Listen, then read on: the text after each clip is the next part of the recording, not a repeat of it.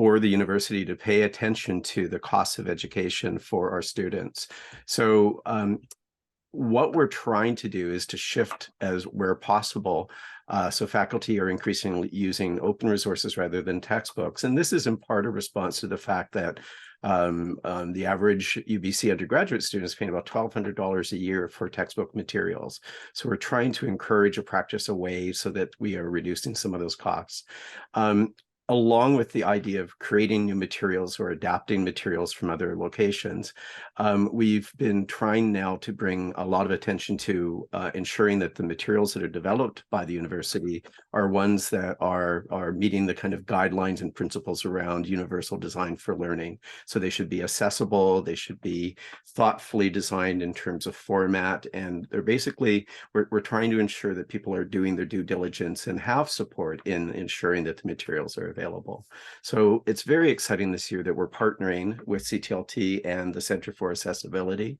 We've hired a position that's jointly funded through the OER fund and through the Center for Accessibility to support the consultation, the kind of design approaches, as well as the development of the means of ensuring that these materials are more accessible.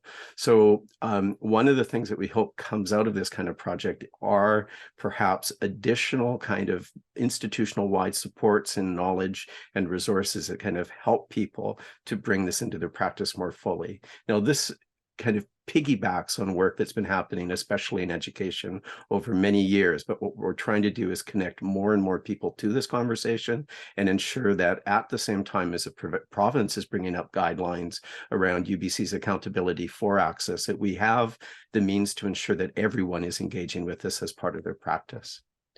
A second program that I want to talk about very briefly is a new program that we're currently in development with, and there are several people in this room who are going to help us, and I'm very thrilled about that, and it's the Universal Design for Learning Fellows Program. So this is a special call as part of the small TILIF, and we're earmarking some funding for the next 2 years to bring together faculty and staff teams who will concentrate on the redesign of a course that is informed by principles of universal design for learning, so that they're targeting some of the barriers that they might identify. We've purposely put this out so that we're going to have projects from around the entire university, 14 or 15 project teams. The idea being that we need the diversity of experience and context for learning, and we want to have a sense of how the kind of disciplinary characteristics within the faculties and the communities there inform the practices that we should be developing. So we will see over the next 2 years at least, the development of new professional development workshops, in some cases leveraging some existing materials and resources, tapping into the community. We've got partnership again with the Center for Accessibility and 5 faculties around the university, including education, to help to ensure that we're building a resource that will kind of lift the broader capacity. I don't want to take too much more time because you came here to see some of your speakers this afternoon, but I just want to call out a couple things here. One, the work of addressing barriers to learning is work that we're all responsible for, and it takes the entire UBC community to think about creative ways to engage this practice. Without question, there's additional work involved, and we have to partner. We have to collaborate together in doing this. We, and I guess saying we from a central support unit like CTLT, it's really essential that we collaborate with other units such as the Center for Accessibility, the library, and other associated groups, but also with the faculties and the programs, and pay attention to the unique and special needs of the different groups across campus. But we also have to find ways to partner with faculty, staff, and students in this effort, because this is something that affects all of us. I want to conclude just by acknowledging that in many respects, we are, there has been so much good work that the team at ETS and in the Faculty of Education have done over the years. Natasha was an early leader in a lot of the work around accessibility. She's long advocated for this, and this is very deeply ingrained in your practice. I really welcome the opportunity to learn from some of the good work that has already started, has long been underway within education, and drawing more more attention to this practice so others around the university can also see that this is one of the tools that they need to have at their disposal as they're designing their courses, as they're designing their programs, and ensuring that we are doing everything possible to reduce barriers for all learners. So I think you're not here to hear anything more from me, so I will pass it back to Parm, and I hope you enjoy the 2 sessions that are organized for this afternoon. Thank you. Thank you, Jeff. I appreciate the explanation and the historical overview of accessibility, and it's really great to see this much attention, and especially for the TEC Expo focusing on accessibility. I will just give you a quick overview of the agenda today. The speakers, we have 2 sessions today. The first speaker is Joyce Chan Maurais. My apologies, Joyce, if I mispronounced that. The second session will start at 12:30. The first session is 30 minutes.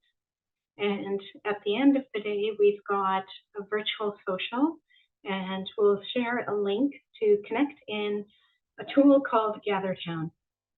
So I'm just going to do a quick introduction before I hand this off to Joyce. Joyce will be discussing Articulate, Vyond, and Adobe products, which were used to build a suite of plug-and-play content that can be used for standalone and blended learning curriculum for the road to mental readiness. It's a mental health and performance education team within the Department of National Defense. So with that, Joyce, I will hand this over. Thank you so much, Parm. And can everyone hear me okay? Yes? All right, perfect. So thank you so much for having me here today. I'm going to share my screen. So give me 1 second.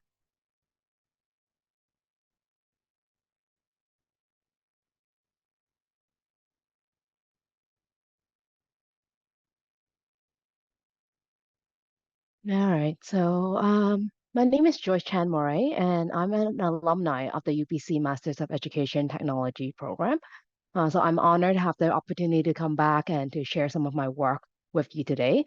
And thank you for having me here. I'm currently an instructional designer working for the Department of National Defense, though I have worked in both the private and public sectors in this role, as well as in the role of project manager on learning projects. And today I want to share with you a recent project that I have completed with my current team, Road to Mental Readiness, or Automark for short, and walk through why this particular approach is in line with what my team does. I hope you enjoy, and please feel free to ask any questions in the chat or at the end of this presentation. And also apologize if I may cough a bit through this presentation. I still have a bit of a lingering cough from pneumonia that I recently got over. So in this presentation, I'll briefly talk about what Road to Mental Readiness is, just to give you some context. We'll take a look then at why we chose a blended learning approach. Next, we'll look further at how that blended learning is scaffolded. And finally, we'll take a look at the product itself, what the technologies were used, and how these were built so that they can be plug-and-play learning blocks. So a quick history of Road to Mental Readiness. Automark was founded in 2008 in the Department of National Defense. It was founded to support the mental health, the well-being and performance of Canadian Armed Forces. So we usually call them the SCAF.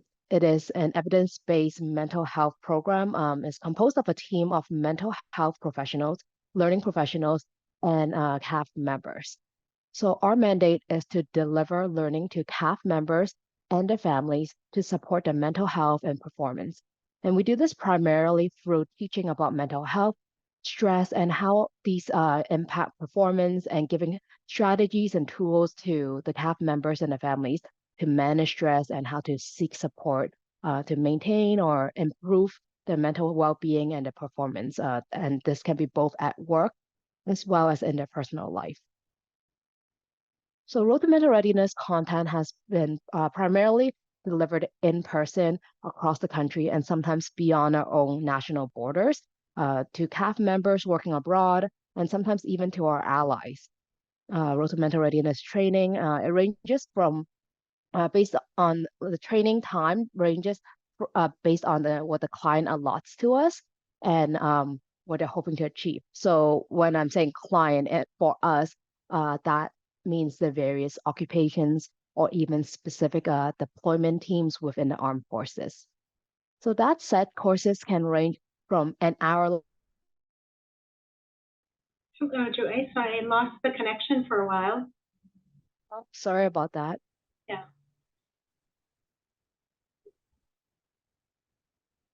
Are you guys still seeing my screen? I can't see your screen any longer. No. Okay, let me see.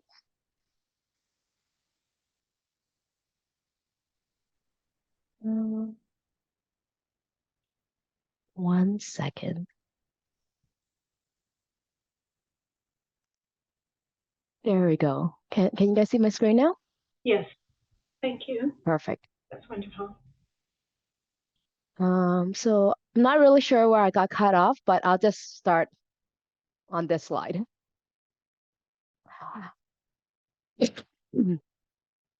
Sorry. So we chose so with the blended learning, I was just mentioning that Automark had some online learning content in the past, but it's pretty archaic. It was just basically taking PowerPoint slides and putting it on an LMS and calling it online learning. So I feel like we've come a long way since then, and we're starting to dabble into blended learning. And but however, most of our courses are still primarily classroom based. And so this is our first foray into this forum, and we're pretty excited about it because, as you all know, blended learning allows us kind of the best of both worlds. So, hold on a second. So making our content online just tightens up our package, and given the time restrictions that our clients have given to us sometimes, and how much time they can allow the students to be on course, uh, that having an online component has been really helpful. In fact, the online content that we have, it's approximately 2.5 to 3 hours, depending on what blocks the curriculum developer selects. But it saves us about 2 to 3 days of in-class instructions. And that the instruction that it saves is not very interactive instructions. It's much more like the sage and the stage type of push content teaching. So we think that this is a good trade-off.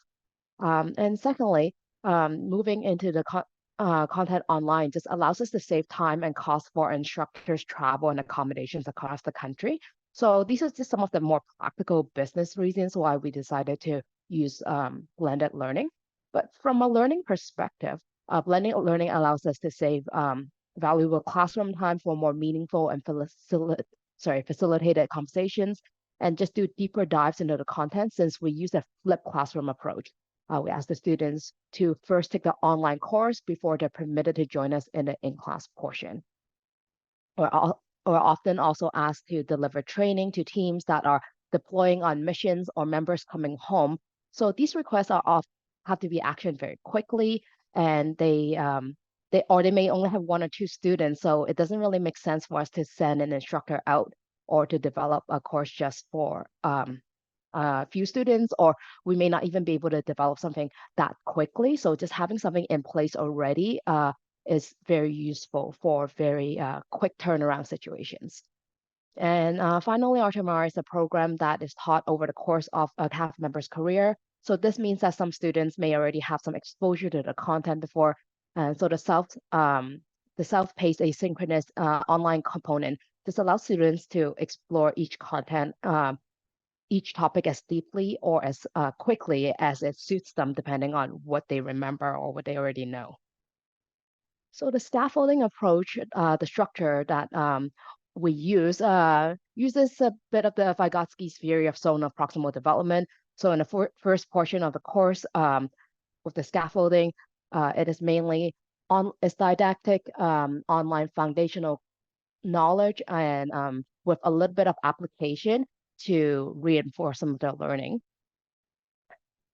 And so the main trajectory here is just to gain a solid base of the content so that it can be discussed further in class. And the content for this online portion is general to the military audience. Now, the next portion is the in-class portion, and this is much more of an applied type of learning. We have a more knowledgeable other, and this person can be either a military peer, so a military member or a veteran, or a mental health clinician who facilitates the discussion.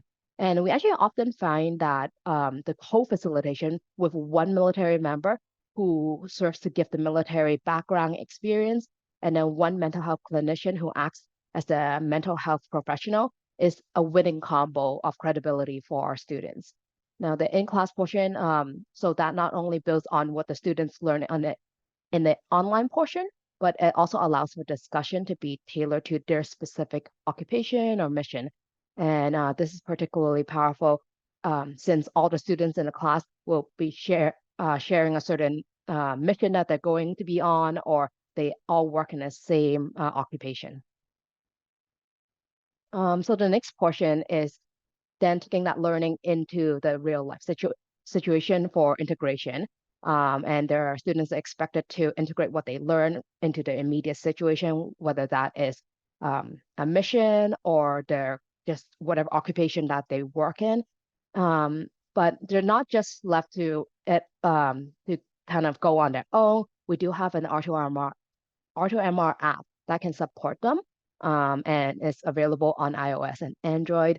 We also have a family website coming up just so that they can explore the content themselves whenever they choose.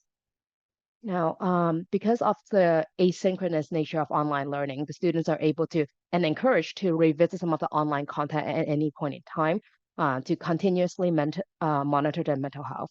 And one of the next steps is to create a third phase where is online content specifically for self-exploration so that they can continue with any deep dives into mental health or stress or performance related content that they're interested in.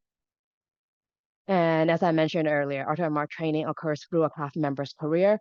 So that is where the learning spirals into the next cycle of the Automark learning. And in the next section, I'll focus on just the online portion and how we developed it for a plug and play learning approach. So before I show you the product here, here are some of the technologies and tools that we use to build this course. So while some of these programs can be a bit more pricey, we use them quite heavily, and we certainly get our money's worth. We do also use some free programs online. So we kind of use a little bit of both. So one that you may be familiar with is Articulate Suite or 360 Suite.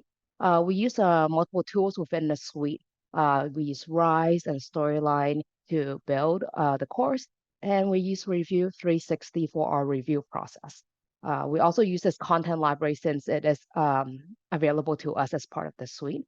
But I'll go over a little bit later on some of the sources of images and assets. And we find that Vyond Studio is great for building explainer videos. So Vyond Studio is a 2D video subscription. It allows us to build 2D and whiteboard videos. And that works really great for very complex topics or just a lot of content, or we want to just change how the content is consumed. So we're also very fortunate that within the Department of National Defense, we have access to Adobe Creative Cloud. And so of the programs within Creative Cloud that we use, we mainly use Premiere Pro and After Effects to build some clip style videos and Photoshops for image editing. And a really interesting subscription that we recently acquired is called Murph, Murph.ai. It is a text-to-speech program. It is very easy to use, and it makes narration much easier and cheaper to create and edit. And it's just really amazing how far artificial intelligence has taken text to speech. So we chose Mer because not only did it have voices in a multitude of languages, but as part of the government of Canada, we do have to provide the content in both English and French. And Merv not only uh, provides a French voice, it actually provides French Canadian voices, which is particularly suitable for our Francophone audience. And on that note, with the text speech, I just want to give a honorable mention to Well Said Labs. If you're interested in checking out text to speech, this one was by far the best text to speech that we found. And it's very, very human-like. In fact, like I had many people, they were very surprised that the video we created using Well Said Labs was text to speech. They thought there was someone, a real person speaking. But the problem was we didn't go with Well Said Labs because they only had English voices. And when we tried to put a French text in, it just sounded like an English speaker who didn't know how to speak French, trying very hard to speak French, and it was just not great.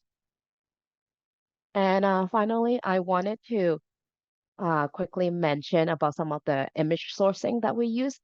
As I mentioned before, we use Articulate Content Library because it's already available to us. However, I would highly encourage any of you to check out Envato Elements. So this is a subscription that has a lot of stock images and videos, but also background music and sounds. And it is just, there's no limits to how much you can download. So that has been really great, which unlike Adobe Stock, which is something else that we use, Adobe Stock is not part of the Adobe Creative Suite. And we do keep it just because if we're looking for a very specific image, it has a better search functionality than Envato Elements. But if you're just looking at a very wide library of content, video, images, sounds, it is very, very affordable for the amount of content that it gives. And finally, the Canadian Armed Forces actually takes a lot of photos, very good photos of their members on deployment, and they post them on a Flickr site called a Combat Camera, and these images are available for public use.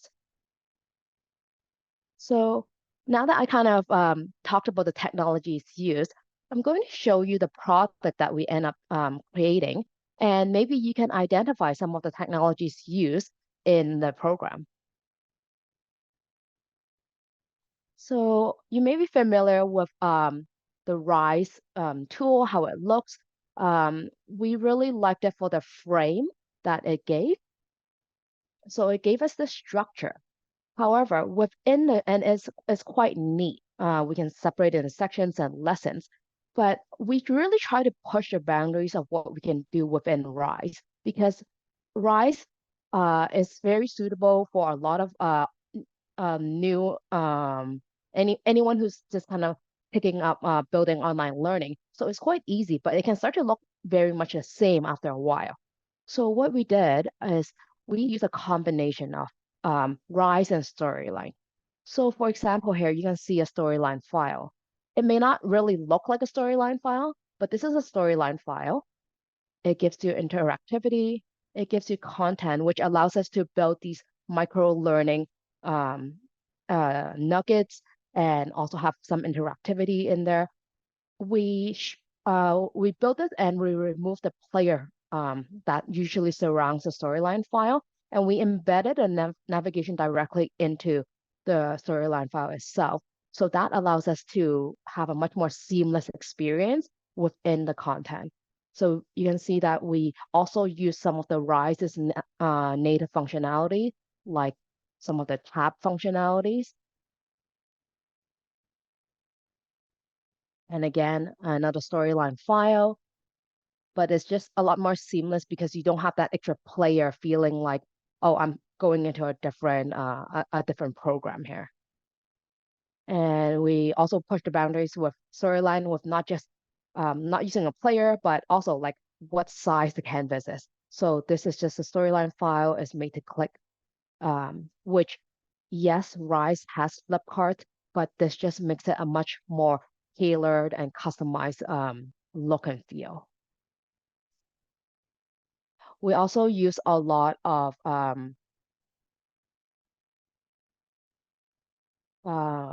videos. So you can see that we have videos and we actually use the Rise block. So this is the accordion block. We just shaved it down to one block. And what we did was we popped in the video transcript for accessibility purposes. Rise is also really great because it allows you to add VTT files, and those are the video text tracks. And you can add them in multiple languages. So you can have it in English and French while the video is playing. So you can just click here and we just added the English for this particular version, but you could have multiple languages on there, which is really great. So I'm going to flip back to my PowerPoint. So plug and play learning. So I just want to talk a little bit about why why plug and play learning blocks is appropriate for the Automark content. So Automark, we have a set core, like a core set of foundational content that we teach, and it is at its base, it doesn't really change. So most, but not all of the foundational content is taught to a variety of audience. Now that does change a little bit based on the needs of each learner group. So what we teach about stress and mental health and performance to, let's say, new recruits, that differs from what we teach to those at the leadership level, or what we teach to pilots in the Air Force needs to be tailored to them, while what we teach to submariners in the Navy would also be different. And the stress that someone who is working in an operational position on a base in Canada is going to be very, very different from the stresses that someone is facing if they're deployed overseas on a mission. So the plug and play learning blocks allows Automark curriculum designers to quickly and easily just pick out the blocks that they need to build specific courses for whichever audience that they're creating course for. And they don't have to recreate each of the content from scratch each time. So that's actually part of the reason why Rise is um, really great, because we use it as a frame, but because it's very easy to remove, we can just make a copy of the course and then we can just remove blocks or switch out the order of blocks very easily. You can save blocks and move them around to different lessons. So that is one of the reasons why we use Rise as a framework of our content. And again, like I said, the playerless storyline files, this gives a bit of a seamless integration. And then by building it into Rise, we can also move the story line files or micro-learning files in whichever order we like, or take them out completely if for whatever reason we don't need to teach that part of the content to the audience. So storyline for micro-learning and to just amp up interactivity. And then for the explainer video, so you may have noticed like we use the explainer videos using the Vyond. We use videos, and then we just leverage the text that the accordion blocks are transcript and the VTT files for captioning. So this project it has recently been focus tested. As I said, this is a new foray for us into the blended learning and approach for learning, and also this plug and play approach. And when it was focus tested recently, so this was back in June, it was met with great success. And we're actually currently in pilot testing right now.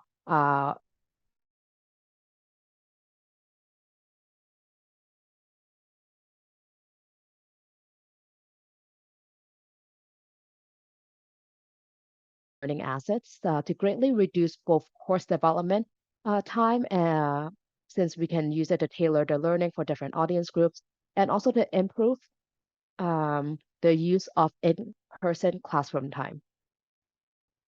So if you're interested in seeing the Automark app, I invite you to download it for free on the Google Play or at the App Store. And I have included the QR codes here that will take you directly to the page for download. It is not just for military members. Anyone can use it. It's just a great app for just monitoring your mental health and just having some strategies to help you manage stress. And so if you're working with a program that has a set of core learning content, but which may need a bit of tailoring or customization based on a different learning audience, I encourage you to take a look at using a plug and play approach, whether it is with Rise and Storyline or H5P or whatever other tools you have at your disposal. And I'll admit that it's a bit of work up front, but the amount of work that it will save you in the long run is even greater. So thank you for attending my presentation, and I hope that you enjoyed it. I'm happy to answer any questions in the time that we have left, if anyone has any.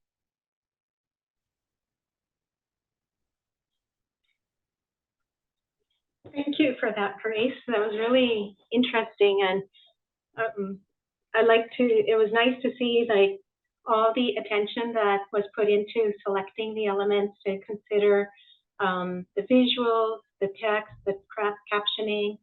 That was really some very nice educational courses.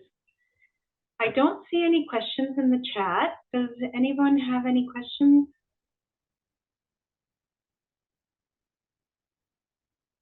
No. Oh, we have Marika has a question. Hi, thank you, Joyce, for your very informative presentation. I really like how you show the integration of that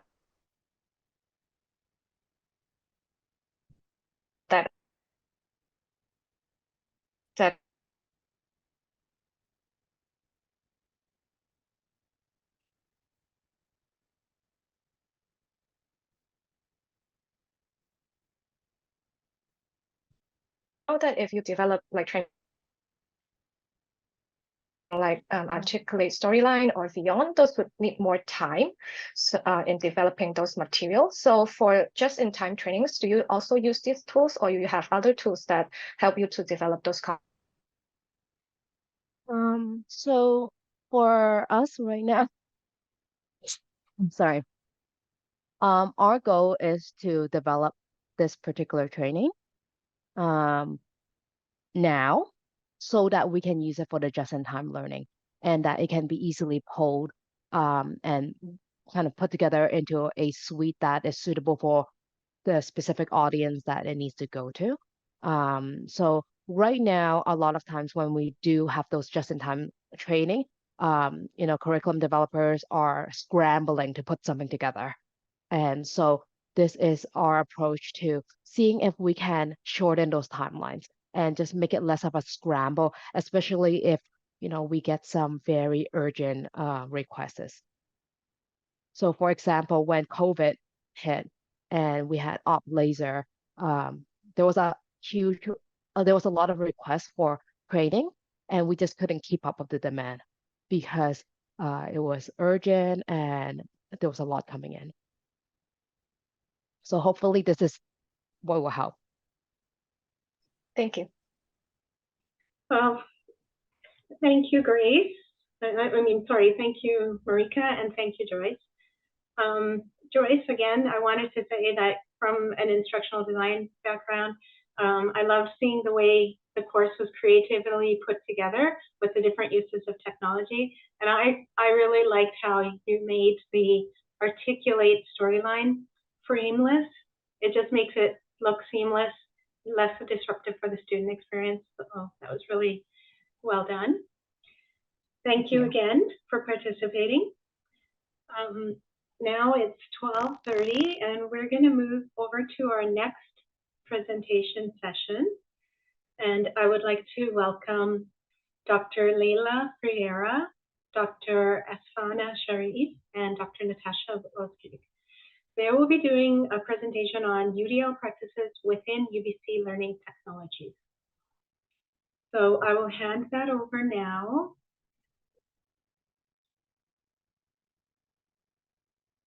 I'm not too sure if Natasha will be starting off or... Hi, everyone. While Natasha is going to run the slides and open the slides, I want to welcome you all. My name is Afsaneh Sharif, and I'm co-presenting with Leila and Natasha today. Very happy and excited sharing knowledge with you all.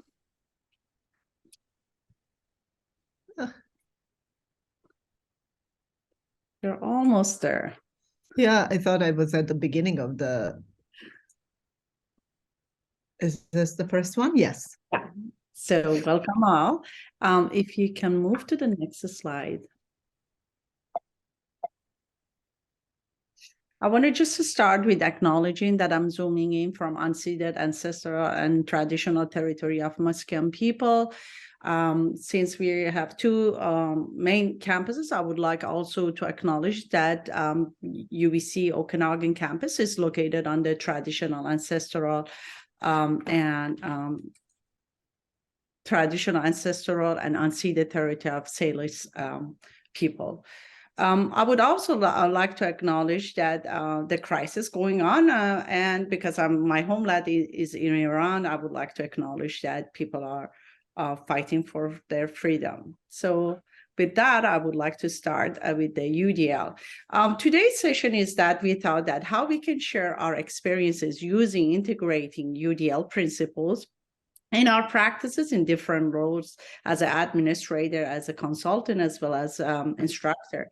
So the first slide that I want to talk about is that what do I think about accessibility and inclusion from a designer as well as educational consultant perspective.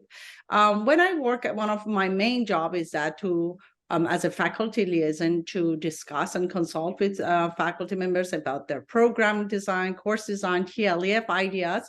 And I always try to promote inclusive teaching and accessibility.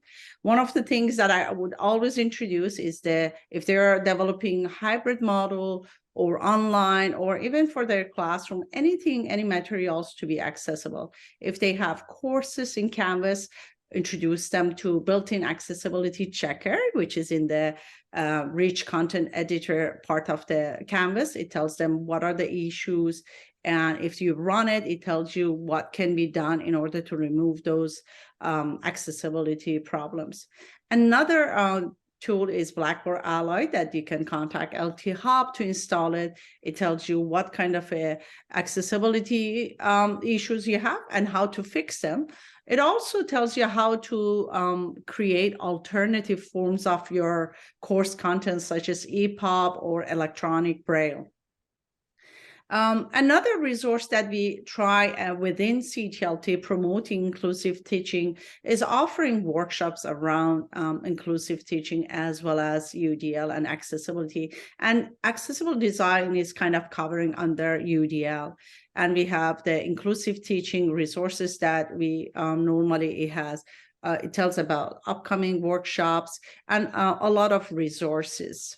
So with that, moving to the next slide, I want to just briefly to mention that what we mean by inclusive teaching and accessibility is mostly focusing on intentional approaches to curriculum, course design, and teaching practices that create a learning environment where all the students, regardless of their backgrounds, disability, ability, age, and so on, their differences are valued and respected.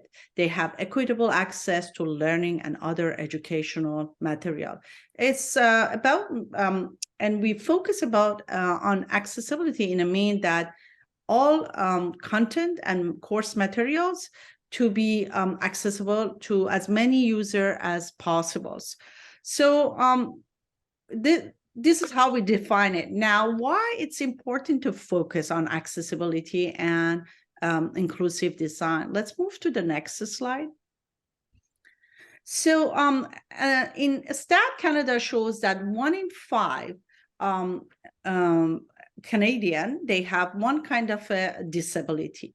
And also, moving to the next slide, it shows that undergrad experience surveys at UBC campus 2020 shows that 28% of our students have mental health or one kind of a disability. This shows that at least 1/4 of our students, they are struggling with kind of disability. And it's important to ensure that to pay attention, to know about your classroom climate and to provide that support for them. Next slide, please. And another thing that kind of I like to bring your attention is about UBC disability accommodation, which is LR7 policy. We have, like, as UBC, we have a responsibility to provide a welcoming environment for all kinds of students and ensuring that our courses and programs are accessible. One thing that I'd like to bring also your attention before this is that BC accessibility legislation was passed about a year ago, and effective September 2020, all public sector are responsible to and required to establish an accessibility committee and plan. So therefore, it is important to ensure your courses are accessible and inclusive. So one way would be universal design for learning that we promote at the center. With UDL, we talk about, it's a UDL, Universal Design for Learning, is a research-based set of principles to guide your design and learning environment that are accessible and effective for all. They have 3 principles. One is about providing different options for representation or creating your content, only not in text format, bringing media and images. The second one is that to provide different ways to engage your students, get them motivated throughout the program. And the third one is multiple means of actions and expression, which is kind of focusing on how to make your assessment give students more options to show their knowledge and information. I'm just briefly going to go quickly on some of the tips for the first principles that we share with our instructors as well as TAs and grad students on how to make things accessible. The first one is to describing your visual. If you add images to your PowerPoint, to your classroom online materials, make sure to have alternative text. In a simple way, I can tell you alternative text is that if I ask you to close your eyes and explain what is the message that you want to students to get from this image, or what is the message that you want to deliver from this, that would be the alternative text. Next slide, please. Ensuring that your media also have a transcript or caption. Sometimes instructors bring a YouTube right away in order to engage students. It's important to make sure that it has caption, or if you're developing a new one, make sure you transcribe the video. Next one, please. I know it's kind of a 10 minutes. I want to just go through all these tips with you quickly. One thing that I want to emphasize on this one is that make sure that you do not use color to convey information. And I want to emphasize that you can use color, but not using it to convey information. For those who are colorblind, which is about 7% in our men or male population, they don't see red or green. So if you say correct answers is in red, they won't see it. They see all in the same color. So if you want to highlight something, bold it or put it in a different format, but not using color. The last tips I want to share today with you, next slide, is that if you can move, yeah. If you're using hyperlinks, make sure that you describe your hyperlinks. We all done it. And we say, click here for information, click here to get to the right. Make sure that you describe that link in case that the link is broken. People can Google or search for it to find it. So these are a few tips. I'm glad that I was able to share it, but there are so many other things, and I'll pass it on to next, which is Layla, to share some of her ideas with us. Is she here? Hi, yeah, I am sorry about that. I been running around with my son who's getting his wisdom teeth out. So I had to leave him there. So hopefully he's okay. So I guess we can go to my first slide. So I'll just give you, so thank you first for having me. And I'm coming to you from WORDS, which is Writing Research Discourse Studies within the School of Journalism, Writing and Media. I'm going to talk today about a WORDS 150 course, our sort of key course that we teach. It's required by all first year arts and most arts, and also now STEM students. We also used to have sections in Vantage College when there was an arts, there was the art streams in Vantage College. It's really an apprenticeship model of integrating students as novice researchers, writers, and members of the UBC research community. It's a very, of course, as reflective of our first year students in general, very diverse student body that we're teaching to. Next slide, please. So I'm going to talk to you today about how I use class and how I use compare. Today I just learned something new about describing hyperlinks. So I just want to acknowledge that we're all learning all the time and doing what we can bit by bit to make sure our courses are as accessible as possible for as many people as possible. Class and compare, you can access right through Canvas. So if you could just go to the navigation settings in the Canvas page, you can activate compare and class, and students access them directly through Canvas. So that makes them really easy to use in that regard. Next slide, please. So I just wanted to talk about two different situations, and I'll do this quickly. We're really all the time in our courses trying to, in WORDS 150, and I'm sure many of us in our courses are trying to develop student processes of scholarly knowledge making, thinking, reading, discussing, writing. And for us, we're really trying to develop those processes for the student. Some challenges that are addressed by applying UDL principles like student engagement. There's often a perception that writing courses are remedial. Students arrive with those kind of perceptions that we're going to focus on grammar, and that isn't what our courses are about. Their confidence as well.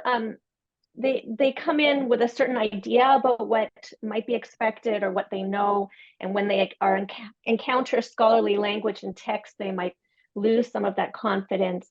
And really the reading strategies, having them being able to read scholarly text and write in a scholarly way. And so really, I like to openly address all of these perceptions, challenges, and concerns that they arrive with, provide a lot of space and time for reading and reflection, multiple opportunities for scaffolded reading and writing processes, and collaborative reading. And so that's what and note-taking. So that's what I wanted to talk about today with class. You can go to the next slide. So this class is a social annotation tool. Some of you might be familiar with it already. It was used primarily for videos. Previously was used mostly for videos, and you can annotate videos. Students can annotate videos. And now you can also, it works very well for uploading readings and having students read collaboratively. So what I do, and this has just been really successful for my students in building up their confidence and also developing strategies for breaking down complex text like a piece of scholarly writing and being able to identify key information. And so here we see them, that they have an assignment where for each of our scholarly articles, they annotate it. They go through different sections of the article and they highlight sections they identify as important. They write a note about it and summarize it and explain it more fully to their peers. And then they also are assigned to respond to one another's annotations. And so you'll get a conversation going as well, where people agree or disagree with one another, and they back up that agreement or disagreement or expand on the conversation. So we're really getting at that engagement piece. And this, I see all these typos on my slide. I'm sorry about that. So in terms of student responses to a midterm survey, they really were response that I just gave them about the class annotations. They really enjoyed them. They found them really helpful. It allowed them to verify their understanding and also led up to later assignments, bigger assignments. And that it was that progression and also that it was fun to do. So that was sort of really positive responses to this implementation of class. The other situation is having students sort of self-regulate, planning ahead in their writing, and also they're having some agency, like owning their learning and also how it relates to what others are doing in the class. And some of that, again, relates back to confidence, that they're just novices. They don't know if what they're contributing is valuable, planning and preparing ahead when the courses, their course schedules are so challenging.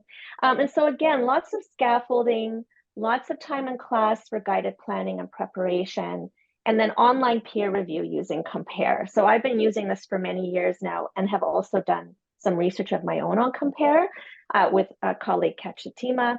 And so this really is also been really successful in developing these aspects of sort of the processes of learning for students and allowing them multiple opportunities to engage in learning in these important activities they're going to need to do throughout the term and also on in their first, in their academic undergraduate career. So next slide. So Compares was developed out of UBC. It's a peer review program, and students upload assignments and then they compare assignments uploaded by their peers and decide which ones best meet the expectations or not, and then they provide feedback to their peers. I give lots. Now here's the successful aspect of it, is that you can't just leave the students on their own. You're developing these strategies and students on how to give one another feedback. So I give them lots of instruction, lots of modeling for what that might look like. Next slide.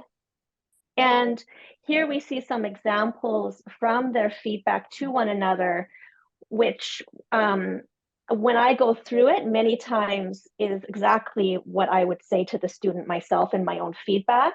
And so when I go back and look in the feedback they're giving one another, I can see them engaging in the assignment instructions and expectations, really situating themselves as readers of somebody else's writing, and in the process learning about how writing should look in relation to this kind of writing, the right kind of writing expectations of the assignment, and lots of engagement with one another's work and attention to one another's development as writers. So that's just sort of quick snapshot of two different technologies that I'm using to support my student learning, implementing UDL principles. Thank you. I guess it's my turn. And thank you, Leila and Afsani, for providing specific examples and action items, how we can make our content more accessible, or our teaching and learning. My view or my portion of the presentation is more looking into overall strategic planning as leaders and leaders of the units, what a unit can do and how we can put this into practice in our own work, not as instructional designers or teachers, instructors. So I would like to give you a brief flashback going into early days when we started thinking about universal design or accessibility. And in our faculty, as Jeff mentioned, there is some history in looking into or addressing these issues. So we got the funding. I applied for funding of BC Campus and to redesign all our courses and make them more accessible following the guidelines in 2005. And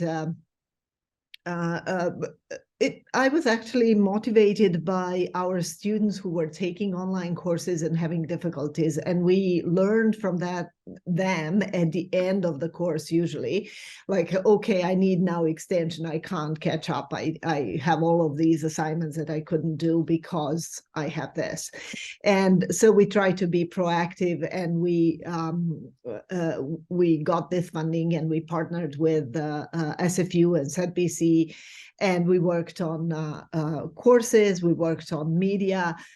We also got some funding from Equity and Diversity, and try to provide some additional resources to draw attention to accessibility issues. And we try to share our knowledge through different venues, through conferences, workshops, both in Vancouver locally, on campus, and internationally. We provided tons of resources, and we built into our course template some strategies both for students and instructors. However, well, maybe however will come after this slide. So I just wanted to say, since that 2002, when we started moving to online, and then 2005 when we moved to accessible courses, we had about 18 to 20 fully online courses in the Faculty of Education, while at this point you can see that we have about 180 to 200 fully online courses that are not offered all the time, but are as a bank, and I'm not calculating COVID, right? Because those are different kinds of design of courses. So the number of online courses grew exponentially. The importance of making them accessible is even more important. And however is this part where I wanted to say, as much as you did in the past, as much as you are doing now, it's never enough, and it's always being at the beginning.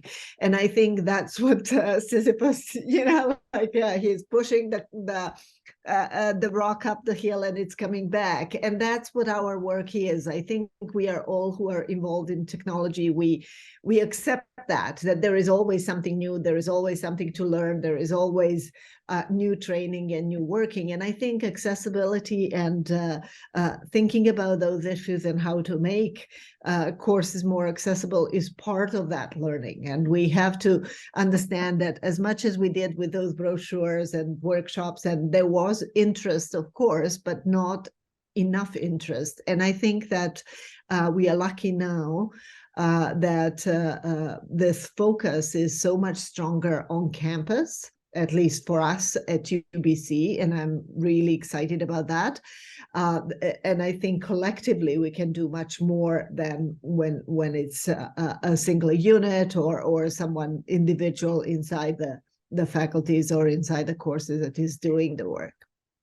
So I mentioned when we have Jeff's opening remark, when he was talking about intention, I think we have to intentionally think about accessibility and how to make things accessible until it becomes part of the practice that you don't think about it, right? So unless you do it, I think it's very easy to drop off the table.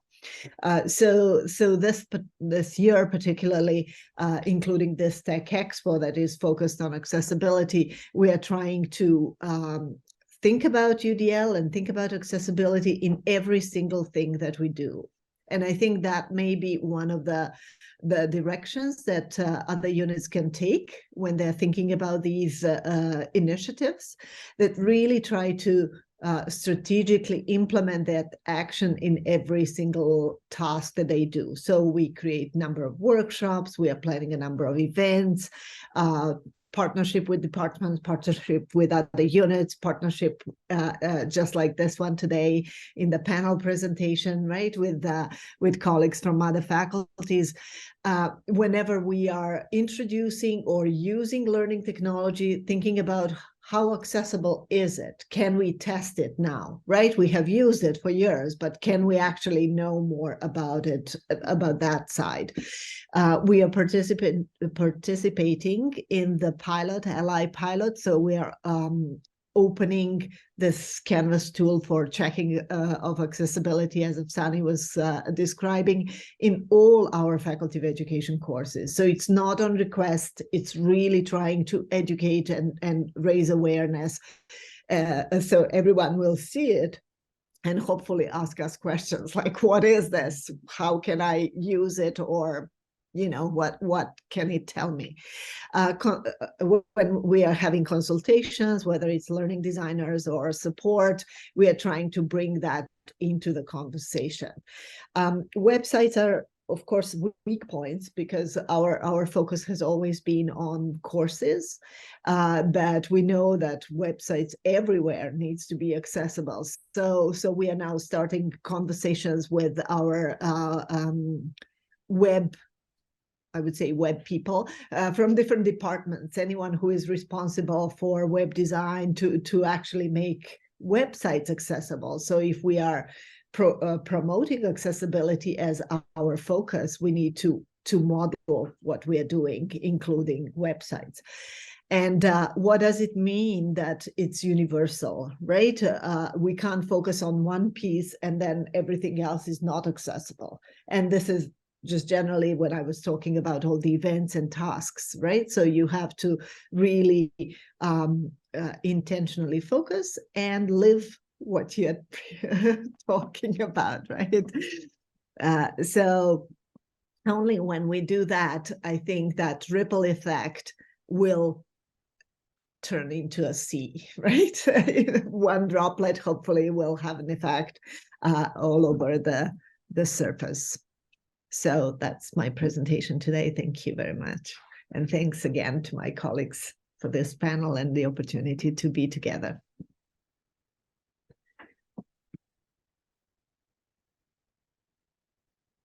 All right. So thank you, Lila, Etsvana, and Natasha. That was a wonderful presentation. And I just want to open it up to the audience if anybody has any questions.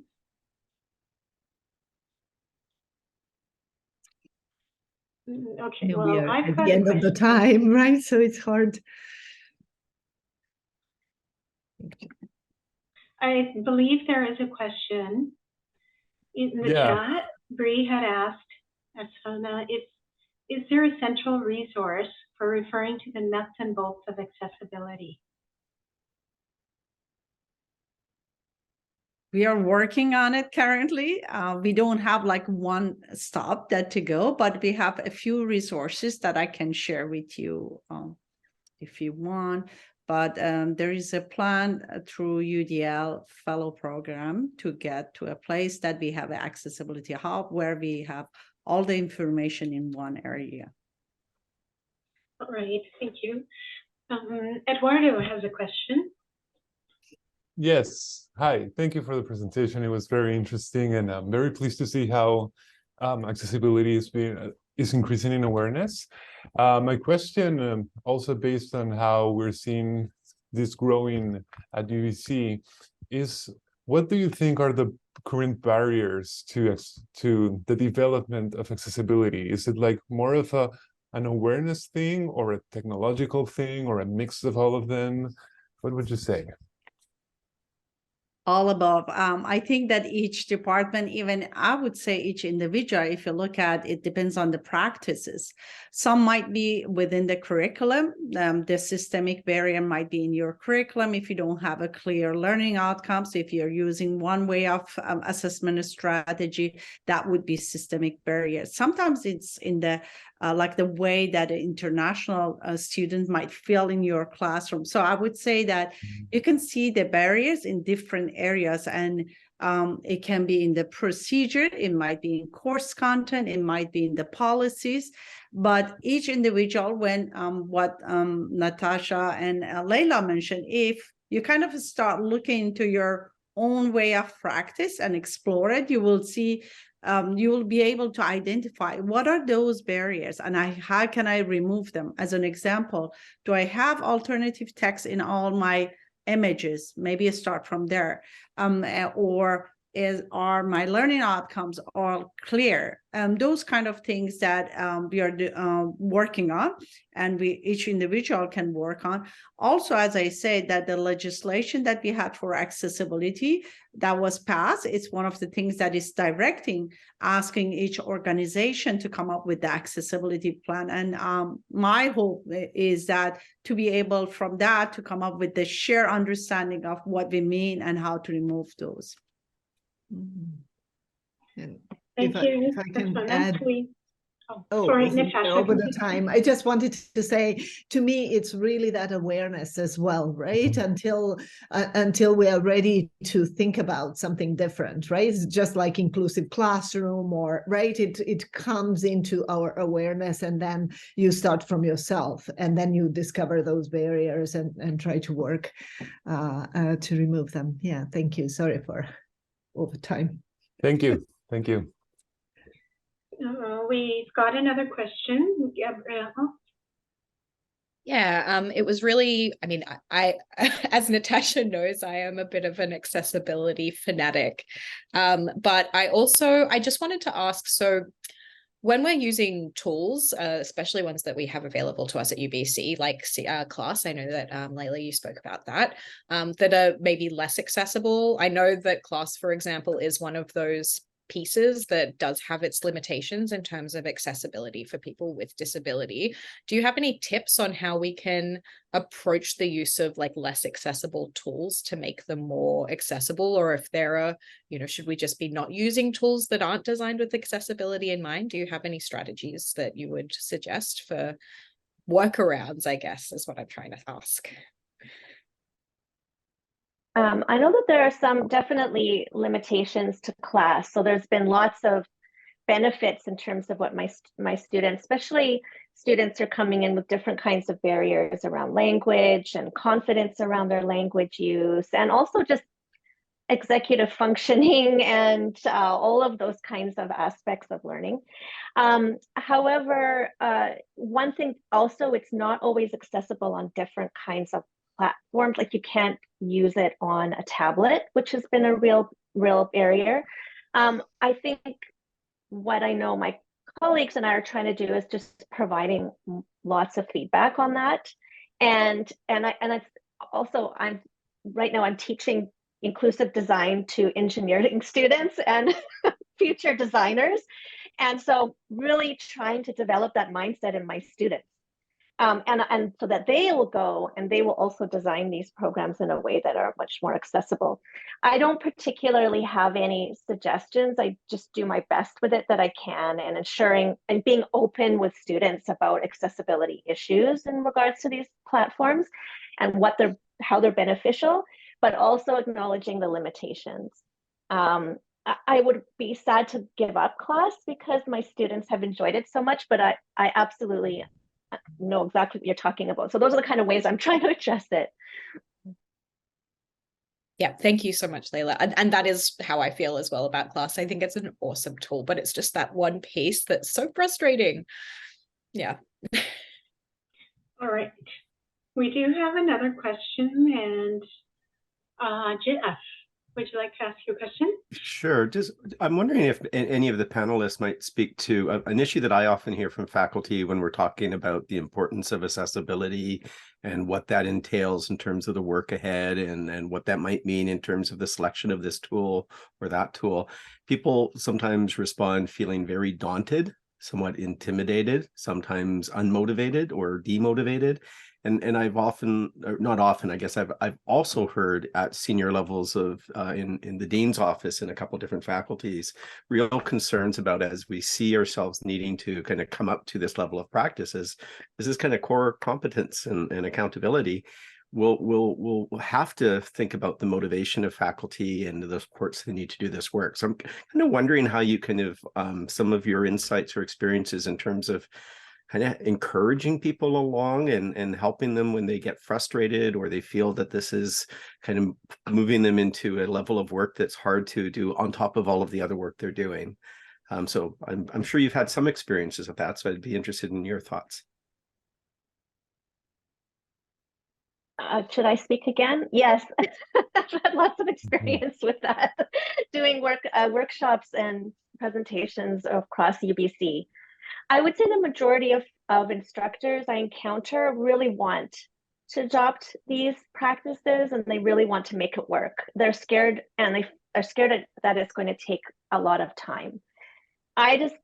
For me, like I said, I just learned something new today and I really try to emphasize that you don't have to be doing everything all at once. You don't have to overhaul your entire course. And that can sometimes alleviate some of that pressure. But we do have to acknowledge there is a workload involved in all of our teaching. And I think, if it depends on who we're talking about in terms of instructors, but our lecturers and our sessional faculty have really high course loads. So for them to experiment with new kinds of teaching tools is really challenging in that way. But I just try to just really break it down so that it's not as if yes, there is some top heavy work, right, in your planning, but that's also part of our job. And you don't have to do everything all at once. So that's kind of how I have addressed it. Thank you. I don't know whether you want to say something, Afsani, but I also wanted to say something from the perspective of the unit. I think it is important to keep your team up to date and have that internal knowledge sharing and expertise sharing. And we, just like any team, probably had a lot of turnovers and new people. So it's constant training of that. But it's also being able to say to the faculty, you have support, right? So you don't have to do it all at once, but you also have people who can help you with that. And we know, just like building a house, right? If you start with trying to find the workarounds and shortcuts, you'll pay at the end, right? Like with more time, more money, right? So if you start the design properly and pay attention to that, it becomes easier, right? So again, not all of the work has to be done in advance, but I think a lot of work can be done just really putting that into your own regular thing, how you're doing. I know I never write here, click here, like for years now, right? Like, I mean, and it's not that difficult to do, right? So I think support and just support is important, that people feel that they have someone who can help them. And I can just add to what Natasha mentioned. It's just most of the time, in my experience working with faculty members, as soon as I tell them that, check on the classroom climate, see, like, this is the data that we can share. Like, look at 1/4 of our students are among every 4 students, one of them is struggling with one kind of a disability. And, talking about how important it is to make sure that those are accessible. I've never had an experience and an instructor says, oh, no, I can't because I'm busy, or I have a full plate. Most of the time they say it's a lot of work, but how can I make a change? So it's creating resources, raising awareness, even encouraging one simple step. It makes a huge impact. Thank you all. Well, thank you for this excellent presentation. I do have a comment and kind of a question. My comment is on this legislation that is coming in, and I've taken a look at it, and it's fairly vague. So, like the accessibility being phased in. So, from an institutional perspective and then down to the faculty perspective, I think there's a bit of mystery around what are the exact expectations, and there also seems to be different understandings of what accessibility is. Some people might say, well, just adding alt text or just captions, and then we have other people that say good alt text and good captions, and then even to the level of like accessible PDFs. Just from courses that we're including readings for students, some of the library older journal articles are not accessible. So I think, Asfana, you mentioned that it can be overwhelming. So what are some ways to sort of scaffold that type of knowledge into faculties? I know some of this has been addressed with building up unit knowledge, and then that it's step by step, but I'm just curious, do we see this stepping up in the next year or so?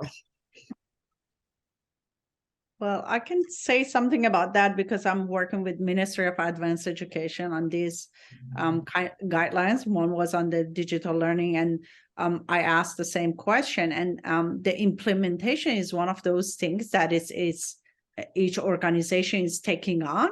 So they're thinking about, like, first, let's say with UBC starting, they have to create that accessibility committee. They come up with the plan. And they talk about that. Here's, for example, from 2022 to 24, we are going to do this. And then they provide report, get feedback, moving to the next. So as an organization, what we have, I'm expecting, once we have a committee, people will be engaged in order to decide on what would be next. But within each institution or the department or faculty, I've already seen people are working on accessibility. They are trying to make things more accessible. Most of the time it's following W3 standards. I think it's international on the online materials, but we need to get deeper into the concept. What do we mean by accessibility in our classroom, in our process, in our practices and policy and so on? Mm-hmm. Yeah, that's true. And I think the other complication is technology is changing also. Like when Padlet first came out, it wasn't necessarily as accessible as it is now. Some H5P interactive content types are more accessible than others, and some can be accessible, but they can be less accessible if you didn't put thought into it. So it's a very complex topic. Yeah, and I'm optimistic in web developers. I don't know whether I should have trust in them, but I think. Oh, sorry, I didn't see your hand, Leila. But I think similar to how things were more complicated in the past, they are becoming easier at present. So thinking about responsive design, right, for mobile and for so that the developers will also keep that in mind and create again from the start something that is more accessible or easier to adapt and to include those actions that now require more manual work. So that's my hope. Leila. I just wanted to, we had a wonderful speaker come to speak with us at UBC, Arlie Cruthers, a couple of weeks ago, and she was talking about how she works a lot in accessibility, and she experiments with everything all the time. And she talks about how we can't, you can think you've got all the bases covered, but that's one strategy, like say with class, it creates accessibility for some people, but it's inaccessible for others. You can't address all things all the time with every single technology that you're using, but using providing multiple opportunities for students to learn and to engage and to express that learning is really important as we're making everything as accessible as possible at the same time. Okay, I've got one other comment, and this is to bounce off on what you mentioned, Natasha, on your faith in web developers. I came across this wonderful link on cognitive accessibility guidance, and it's the World Wide Web Consortium has put these out, but I think it's really useful for online courses as well. And like you mentioned, the web developers have done a lot of research, and they've done a lot of work in this area. So I think you're absolutely right to put your faith in that area. Well, I mean, it does become, some things become easier, right? And do not require programming or programmer to do, right? So, yeah. All right. Do we have any more questions or comments? This is a fascinating topic.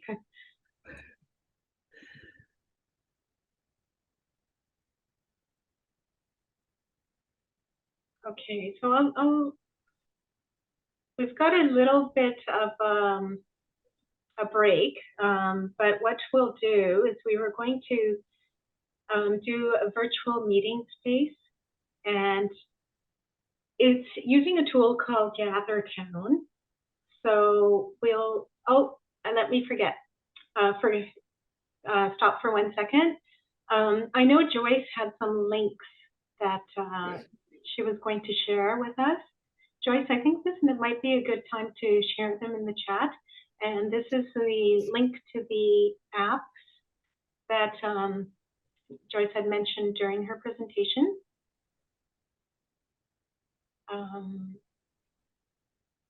Thank you. Yes, I think that would be nice for everybody to check out. And then the next link, once you've saved those and clicked on those, the next link will be for our virtual gather space. And we can click on that link, and then we will pop out of the Zoom meeting, head over to our virtual space and socialize for a bit, and we will then close off TEC Expo 2022. Thank you everybody for attending, and thank you for the wonderful presentations today. Thank you. All right. So we'll just wait a second for that link for Gather Town, and then we can all pop out.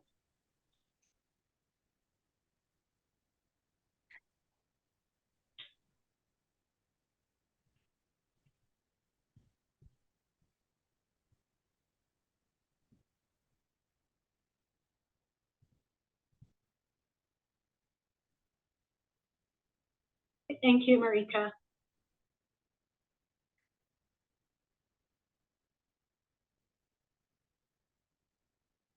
I'll just give everybody opportunities to click on that link, and then as people disappear, I'll shut this down.